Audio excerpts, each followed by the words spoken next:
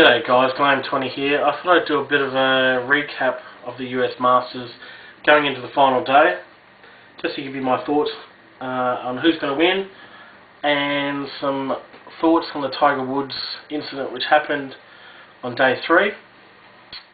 I'll probably start off with that. And I know there's been a lot of, well, apparently there's been a lot of talk on social media about Tiger Woods taking, he took an incorrect drop on the 3rd day, had a 2-shot penalty, and I believe they left it up to him whether he was going to play or not. My understanding is that if you sign an incorrect scorecard, you're disqualified. Now, listening to the commentary today, Nick Faldo pointed out that it's a rule that has changed over the years, but I don't agree with it. The one thing that sticks in my head is that the US Masters is played at obviously Augusta in Georgia, and this is a course designed by Bobby Jones. I'm just looking up on the web now because I knew he did it, but I found out a bit more information. Bobby Jones never turned professional, always played amateur golf, so he didn't play it for the money. He played it for, not that there was probably a lot of money then, but he played it for the love of the game, and he's designed this magnificent course at which is Augusta. So you're playing in the Masters, and just the whole respect of the game, just for me, it's taken the shine off of Tiger for me a bit. And to be honest, I hope he doesn't win. Now, I wouldn't normally say that because I love watching Tiger play, and I'll be watching him tomorrow morning, don't get me wrong. But in the back of my head, I'm going to be saying he shouldn't win this tournament. I believe he should have disqualified himself, and he shouldn't have been playing in the 3rd round. In 1965, in a US Open, which is a major, Bobby Jones moved his ball while setting up for a shot. So the ball's here, he's put the club there, and the ball's moved. If it moves one dimple, if it moves and goes back to its same spot, there's no penalty, but if it moves and comes to a new place of rest, it's a 1-shot penalty. Now, in the 1925 US Open, Bobby Jones addressed the ball moved, and he called a shot on himself. And that's pretty, it was in the movie that was actually made about him. Walter Hagen, I believe, was playing with him at the time, and the official was there, and they said, look, we did not see the ball move, so there's no penalty, and he said, no, the ball moved, it's a 1-shot penalty. He went on to finish tied at the end of the US Open, and he lost it in a playoff. So he would have won another US Open if he hadn't have called a shot on himself and been honest about it, and it just, I don't know, it smacks of disrespect. I understand the rules have changed, and Tiger's obviously within his rights to keep playing, but and maybe it's just me, but it's just taking the shine off of Tiger for this tournament. And as I said, I think he should have disqualified himself from not being playing.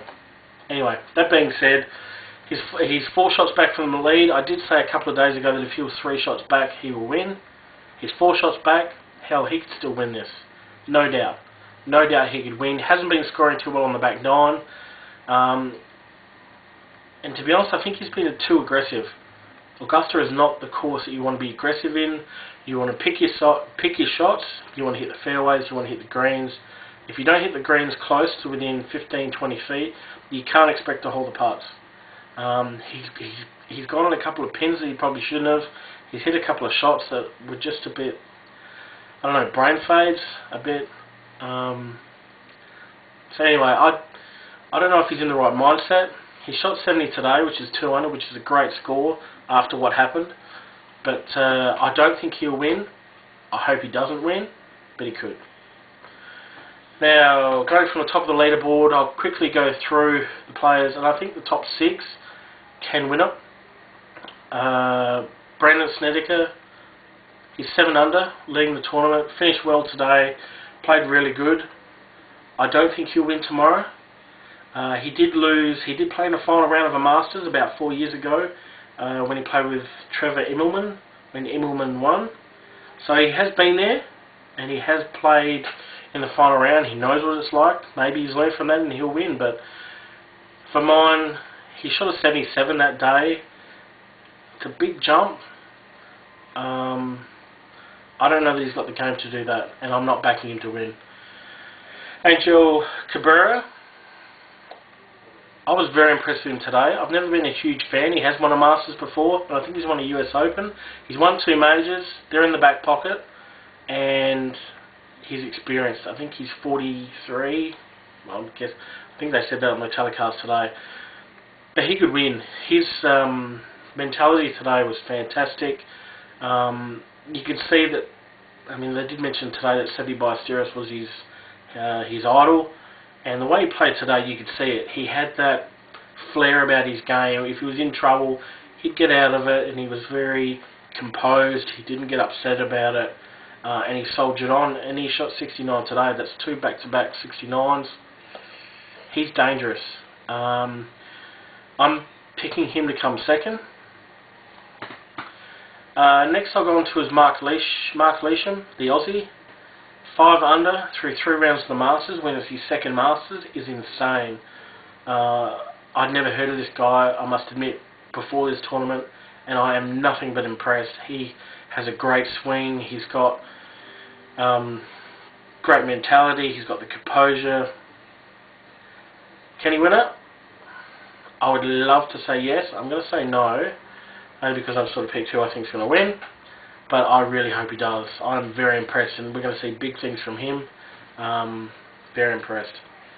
Next one, J.Day, who's also 5 under, and I was red hot on him until the last couple of holes today. And a couple of things Nick Faldo said in the telecast about his nerves when he did win a tournament a couple of years back. He did look shaky on the last 2 holes. Missed a couple of makeable putts. He's not going to make them all, but just bad way to finish. He needs to get off to a flyer. He needs to be at least a couple under on the front 9 if he's going to charge. Really hope he does, but I'm picking him to come third. Matt Kucher, he's probably the last one I see as a possibility. He's 4 under, 3 back, or the second last, I should say.